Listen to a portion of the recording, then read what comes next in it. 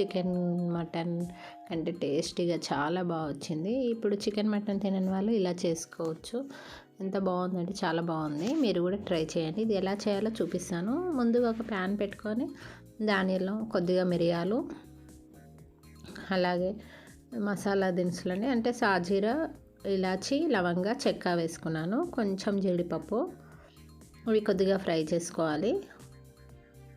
సిమ్లో పెట్టి ఫ్రై చేసుకోవాలి. ఇవి చక్కగా ఫ్రై అయిన తర్వాత మనము ఎండు కొబ్బరి కూడా కొద్దిగా మంట పైన కాల్చుకున్నాను నేను. అలాగే మిల్ మేకరు అంటే టిక్కు గ్రేవీ కోసమని నేను మిల్ మేకర్ ఫ్రై ఇట్లా మంట పైన ఫ్రై చేసి వాటిని పొడి చేస్తాను మసాలా కోసము. ఇవన్నీ చల్లారాక ఇవి మిక్సీ పట్టుకొని ఈ పొడి పక్కకు పెట్టుకోవాలి మనము. ఆలోపు ఒక కడాయి పెట్టుకొని మీ ఇష్టం ఉంటే కొద్దిగా ఆయిల్ వేసుకోండి, లేకుంటే నేను నార్మల్గా ఆనియనే ఫ్రై చేసుకుంటున్నాను.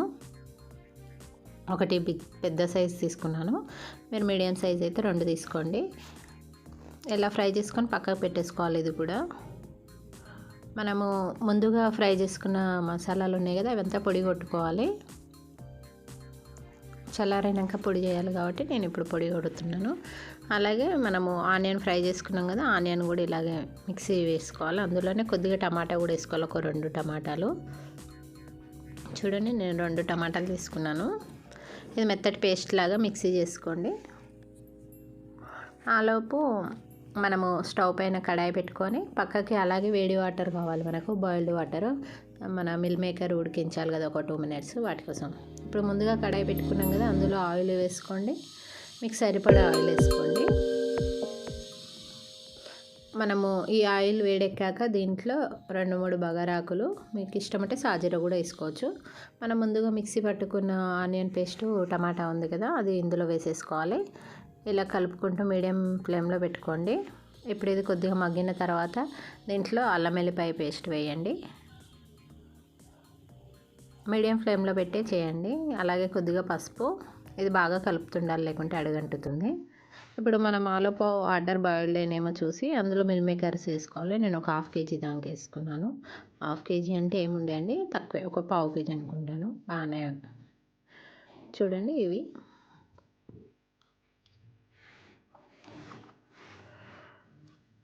ఇలా మధ్య మధ్యలో కలుపుతుండండి. కొద్దిగా సాల్ట్ వేసుకోండి. అలాగే మిల్ మేకర్స్ చూడండి ఉడికిపోయాయి. ఒక 2 మినిట్స్ చాలండి, ఎక్కువ ఉడికించకూడదు. ఇవి చల్లారాలి. చూడండి, ఇందులో వేసుకోండి. వాటర్ కూడా కట్టుకొని వాటిపైన కొంచెము మనము చల్లటి వాటర్ అన్న వేసుకోవచ్చు, లేకుంటే వీటిని మనము మళ్ళీ ఒక గిన్నెలో చల్లటి వాటర్ తీసుకొని వాటిలో వేసేసేయండి. వీటిని మంచి ఇట్లా వాటర్ అంతా వెళ్ళిపోయేటట్టు గట్టిగా విసుకాలి. ఇలా చూడండి, ఇలా ప్రెస్ చేసుకోవాలి బాగా. ఈ మొత్తం వాటర్ తీసేసాక మనం ముందుగా స్టవ్ పైన కడాయి పెట్టుకున్నాం కదా, ఇది కొద్దిగా మగ్గిన తర్వాత దాంట్లోనే వేసేసుకోవాలి. ఇది మిల్ మేకర్స్ వేసేసుకోవాలి. ఇప్పుడు ఇలా మగ్గడానికి చిన్న మంట పెట్టండి, అలా అయితేనే సరిగా మగ్గుతాయి ఇవి. చూసారా, ఇలా ఆయిల్ పైకి వస్తూ ఉంటుంది. ఇలా మధ్య మధ్యలో కలుపుతూ ఉండాలండి. ఇప్పుడు దీనికి సరిపడా కారం వేసుకోండి. నేను ఉప్పు తక్కువ వేసుకున్నాను, ఎందుకంటే మా కారంలో ఆల్రెడీ ఉప్పు ఉంటుంది కాబట్టి. ఇలా మొత్తం కలిసి కలుపు చక్కగా.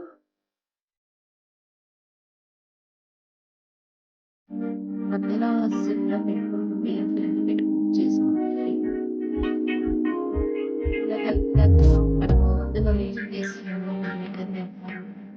అవి ఇప్పుడు ఇందులో కలుపుకోవాలి బాగా, అంటే వాటికి పట్టుకోవాలి. అలాగే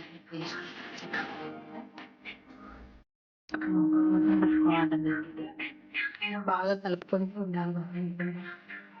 ఇప్పుడు నేను వీటికి కొన్ని వేడి వాటర్ వేసుకుంటాను. మరి చల్లటి నీళ్ళు వేడి వాటర్ వేసుకుంటాను. ఇంకా వాటర్ ఎక్కువ కావాలనిపిస్తే కొద్దిగా ఎక్కువ వేసుకోండి. నేను సరిపడా వేసుకున్నాను. చల్లగా కొద్దిగా మళ్ళీ గట్టిగా అయిపోతుంది కదా, ఇలా కలుపుకుంటూ ఉండాలి మధ్య మధ్యలో.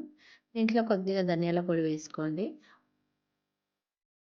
ఆల్మోస్ట్ అయిపోయికి వచ్చింది కర్రీగా, బాగా అయింది ఇది కర్రీ కూడా. లాస్ట్లో మనము ఇది మొత్తం అయిన తర్వాత ఒక 2 పచ్చిమిర్చి, కొద్దిగా కరివేపాకు వేసుకోవాలి లాస్ట్లో. ఇలా వేసుకొని మధ్య మధ్యలో కలుపుకుంటూ సిమ్లో పెట్టి చేసుకోండి. కర్రీ చాలా బాగా అవుతుంది, బాగుంటుంది. పిల్లలు కూడా ఇష్టంగా తింటారు. ఇంకా మటను తినని వాళ్ళకి ఇది చాలా బాగుంటుంది, బాగా కుదురుతుంది. ట్రై చేయండి. మాకైతే చాలా బాగా వచ్చింది. సేమ్ మటన్ లానే ఉంది.